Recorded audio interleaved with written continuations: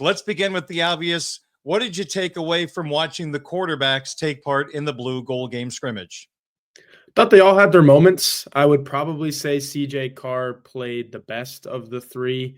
You have to factor in the couple of touchdown passes, obviously. Kenny Minchey, Steve Angeli only combined for one touchdown pass, but we saw Kenny Minchey, get into the end zone with his feet. We've been hearing all spring. We've seen it a few times ourselves in the media that he probably is the most athletic of the quarterbacks. So to see him do what he does well and get into the end zone that way was obviously promising, but it still goes back to Carr for me. And it wasn't even the two touchdown passes that I mentioned. I thought he threw the two best balls of the day in his first three passes right away out of the chute. He completes a couple of passes, one to Kevin Bauman down the sideline, and then one to Jack Larson down that same sideline a couple of throws later. Really impressive tosses. I mean, he's throwing to a spot there. He's expecting his man, a tight end, to beat the coverage there. And both times it happens. Both times the ball is perfectly placed. So, again, there's so much that went on Saturday. We were kind of chatting before we started this segment that we kind of liked what we saw because we did get to see so much in this format. But I do think that CJ Carr kind of came away having the best day of the three quarterbacks. If we were sitting around the barbershop with Irish fans, I think they would all say we know the least about Kenny Minchey. You've seen him in practice. Did you see anything different from Minchey in the blue gold game, or was that kind of the Kenny Minchey you've seen throughout practice?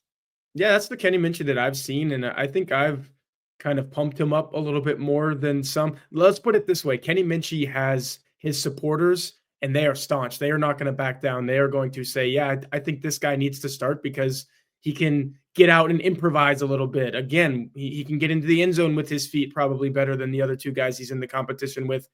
The detractors will probably say the accuracy isn't there of a Steve Angeli or a CJ Carr. And we saw that reflected in the numbers, be it his fault or be it whatever, the confluence of circumstances was that led to Kenny Minchey. I've got the numbers in front of me right now, 6 of 14, whereas Steve Angeli is 8 of 11 and CJ Carr is 14 of 19. So you're going to get some good and some bad with Kenny Minchey, but I do think the upside is there for everyone that has kept saying, oh, CJ Carr's ceiling is way higher than everyone else's in that rooms. I do think that Kenny Minchey actually has a pretty high ceiling as well. Where Steve Angeli's fits in there, I'm not sure. I do think the thing that he's got going for him is that he's the steady presence, right? He's the experienced presence. He's the guy that's been there a while. So again, with this quarterback conversation, it's all CJ Carr has this, Kenny Minchey has this, Steve Angeli has a little bit of that. I think that's what makes it really fun and interesting and intriguing.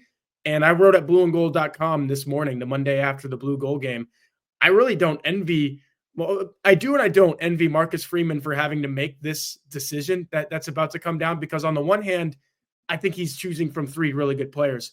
On the other hand, that just makes it all the more difficult. He's going to have to make a really difficult decision, and not just naming a starter, but he said after the game, Darren, I want this to get down to two players so we have just two guys to choose from in the fall. And even that's going to be hard. Telling the third guy, yeah, we're going to ride with these two guys and our starter is going to be one of these two.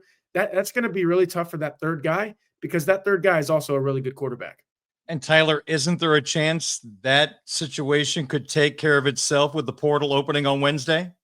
This is the time of year for it to happen. And I don't know how Marcus Freeman's going to go about it. You mentioned that the spring is not over. These guys still have a couple practices this week. The portal does open on the 16th, though, and remains open through the 25th. So if you are that third guy, again, I don't know how Marcus Freeman's going to break it to him. I don't know when that news comes down, but I do know that Marcus Freeman has been transparent and open enough in the past to help a guy out. Like, I don't think he would hold anyone hostage per se, or, let this portal period go by without, if it is Kenny Minchey, who's number 3, he likes Kenny Minchey enough to say, hey, I want you to excel in your college career.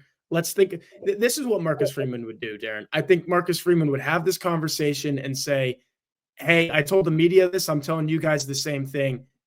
You're my number 3 right now, and I want to go into the fall with 2. So let's have a conversation about what that means. You could stay here by all means. Marcus Freeman is going to say, I would love for you to stay here.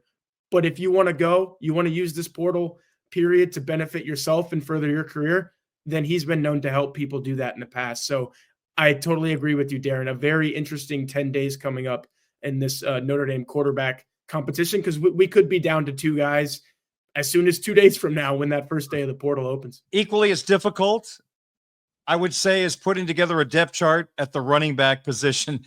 They all looked really good during the Blue Gold game, including Jabron Payne, 1 year removed from a knee injury in this game. And we didn't even have to see Jeremiah Love to know Yeah. that this room is really good, right? He stood on the sidelines the entire time. But like you said, Jabron Payne came in, Keidron Young, Nolan James, the true freshman. I was pretty impressed that all of those guys kind of got involved in the passing game. And if they can do it, then I think Jadarian Price is right there. You know, throw him the ball a little bit. I mentioned Jeremiah Love. We know what he can do with the ball in his hands in any situation. So, and he's been working at wide receiver a lot this spring. He even said it on the broadcast, I believe, and going back and rewatching this, that he said, yeah, I took it upon myself to really get those reps at receiver. So top to bottom, running back room's amazing. It's funny you mentioned it too, because Jabron Payne, Keidron Young, I'm looking at those guys playing with the 1s and the 2s in this game, and I'm like, man, these guys could be RB1 at 85 to 90% of colleges across America. I put it on social media that Jadarian Price would be RB1 at 99.9% of college. He just happens to be on the same roster as Jeremiah Love. So you cannot go wrong with that group. And then, of course, we have to shout out Aeneas Williams and all of this as well. He ends up getting the most carries of anyone. Not his most efficient day, but I just love that they're willing to give him that workload. And he's another guy that, yeah, if he was at a different school, he would be playing starting reps. Like Notre Dame has 4 or 5, maybe 6 starters if you include Nolan James, who could, he could play as a freshman. We've seen these Notre Dame running backs play as freshmen right away, pretty much all of them. The only thing that's stopping them is that you can't play 5 or 6. So if a number is down to like 3 or 4, then yeah, you're going to see that freshman play. And you saw it last year with Aeneas Williams, right? But maybe not for Nolan James this year just because of the numbers, but it's not because he's not a good player. I think he's an amazing player. And that's, at that point, you look at the 6 guys and you're like, my goodness, Notre Dame has a solid half dozen running backs right there.